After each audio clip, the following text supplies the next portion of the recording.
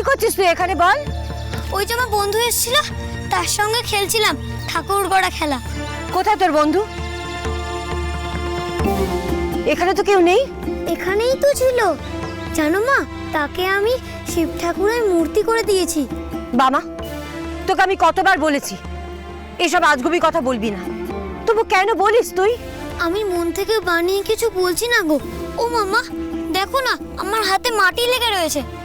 শিব ঠাকুরের মূর্তি বন্ধুর সাথেই নিয়ে গেছে, না হলে তোমাকে দেখাতাম। চুপ কর বামা, চুপ কর। এসব কথা বলিস বলেই তো লোকে তোকে দুও দেয়, হাসে। আমার যে বড় কষ্ট হয়। কেঁদো না মা, সত্যিই বন্ধু এসেছিল, আমাকে এখানে খেলতে নিয়ে এলো। আমি মিছে কথা বলছি না। চুপ কর। তুই পাঠশালায় মোড়ল মশাইয়ের ছেলে যতীনের সাথে ঝগড়া করেছিস কেন? আমি তো গুরু মশাই তো তোকে শাস্তি দিয়েছিলেন, তার সত্ত্বেও তার অনুমতি ছাড়া তুই পাঠশালা ছেড়ে চলে এলি কেন? বল, কেন চলে এলি? আমি যতীনের সঙ্গে ঝগড়া করিনি মা। আজ তো আমার প্রথম দিন, তাই যেখানে আমি বসেছিলাম সেখানে যে যতীন বসে তা তো আমি জানতাম না। ভুল করে আমি বসে পড়েছিলাম, তাই জন্যে যতীন আমাকে বকলো, লাথি মারলো। কি? যতীন তোকে লাথি মেরেছে? কোথায় দেখি? এইখানে মেরেছে, বড্ড ব্যথা করছিল। এখন আরে, আর ব্যথা নেই। ব্যথা করছে? না, এখন আর ব্যথা নেই। যতীন যে আমায় লাথি মেরেছে তা নিয়ে আমার কোনো দুঃখ নেই। দুঃখ হলো যতীনের জায়গা ছেড়ে দেওয়া সত্ত্বেও গুরুমশাই এসে কিছু না শুনেই আমায় কান ধরে রোদে দাঁড়ানো শাস্তি দিলেন। কেন তিনি এমন করলেন মা? এসব সত্যি কথা, আমি বানিয়ে বলছি না।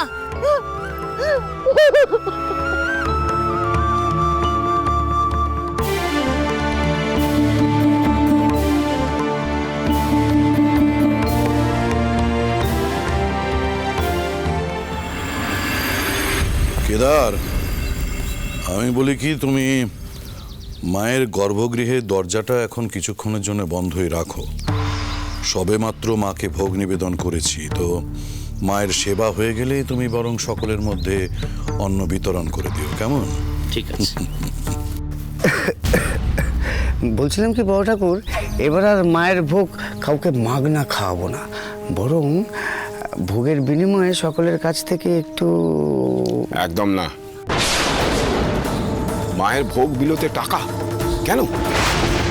যা বলেছেন বলেছেন, রানীমার সামনে বললে চাকরিটা খোয়াতে হতো।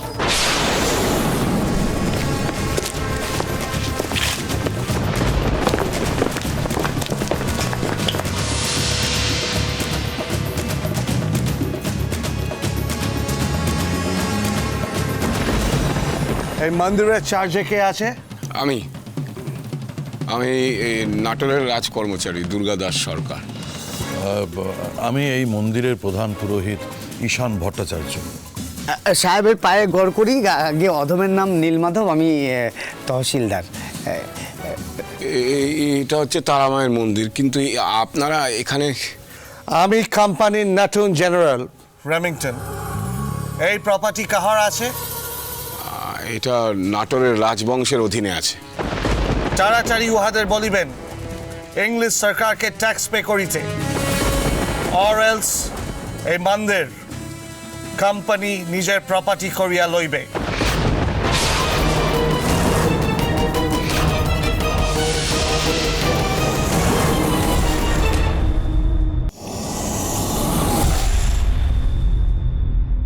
মা, আমরা তারাপীঠ আবার কবে যাব? এই তো সবে তারাপীঠ থেকে ঘুরে এলি আবার। মা, এবার কিন্তু ছোটকে সামলাও। দাদা, আবার দাদা কি? মা বলছি কি, মা তারাকে দেখবার জন্য আমার মনটা ব্যাকুল হয়ে উঠেছে। আনন্দ, তুমি তো খুব ভালো করেই জানো আমি মা তারাকে কথা দিয়ে এসেছি। এইবারে আমি আমার দুই বউকে সঙ্গে করে নিয়েই মাকে দর্শন করতে যাব। তাই আগে তুমি তোমার জন্য পাত্রী পছন্দ করো, তারপর তোমার তারা মায়ের কাছে যেও। মা, তোমার সেই এক কথা। মা, তুমি তো জানো এইসব বিষয়ে আমার কোনো আগ্রহ নেই। তোমার যেটা ভালো মনে হয় তুমি সেটা করো। বলছি দাদা, আমার তারাপীঠ যাওয়ার সত্তর ব্যবস্থা করো। দাদা, এসব বিষয় আসলে সম্পত্তি নিয়ে থাকতে আমার যে একদম ভালো লাগে না। মা, তোমার ওই বামাচরণের কথা মনে আছে? হ্যাঁ, বামাচরণ, তার কথা মনে থাকবে না কেন? কি ভাব তার! মায়ের এমন ভক্ত আমি যে আর দুটো দেখিনি। ওইটুখানি ছেলে যদি মা তারার ভক্ত হতে পারে, তাহলে আমি মা তারার ভক্ত হতে চাইছি, তাতে তুমি বাধা দিচ্ছ কেন? আমিও তো মা তারাকে দেখবার জন্য ব্যাকুল হয়ে উঠেছি। এবার আমি বামাচরণের জন্য তারাপীঠে যাব, মায়ের দর্শন করব, বামাচরণের গান শুনব।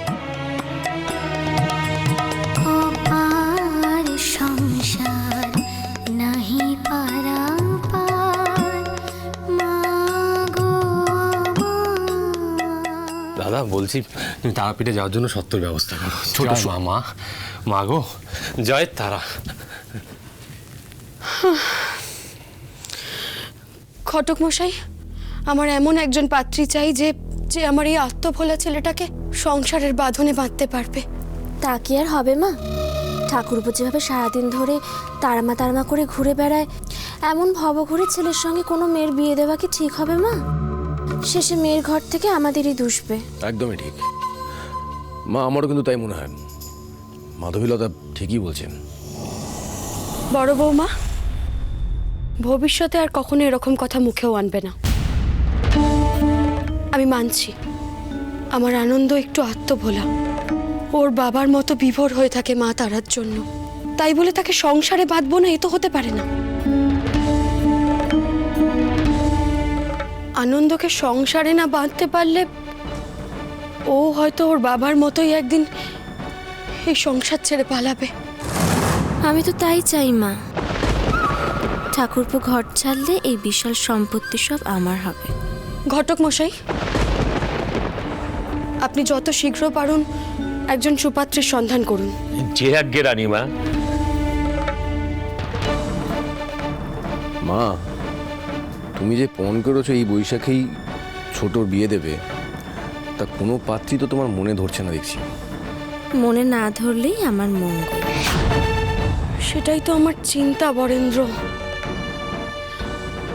জোর করে তো আর কাউকে পছন্দ করতে পারি না। জানি না মা তারা যে কার নাম লিখে রেখেছেন আমার আনন্দর কপালে, কে জানে।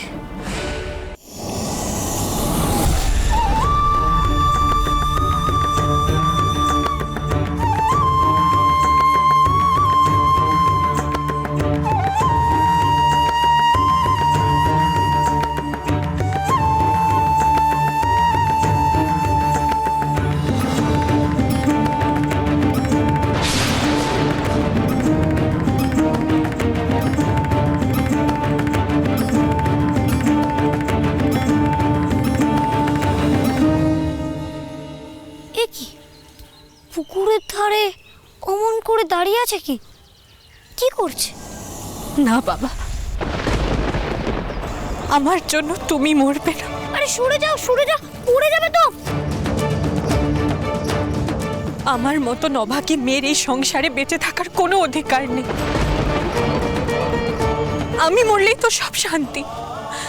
বাবাকে আর কেউ অপমান করবে না। সরে যাও, পড়ে যাবে তো। আরে সরে যাও, সরে যাও, পড়ে যাবে তো।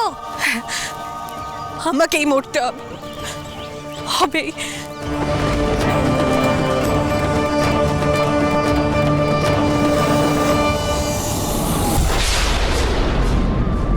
এ কি, তোমাকে তো আমি চিনি। তুমি অন্য দিদি না? তুমি অমন ভাবে জলে ঝাঁপ দিতে যাচ্ছিলে কেন?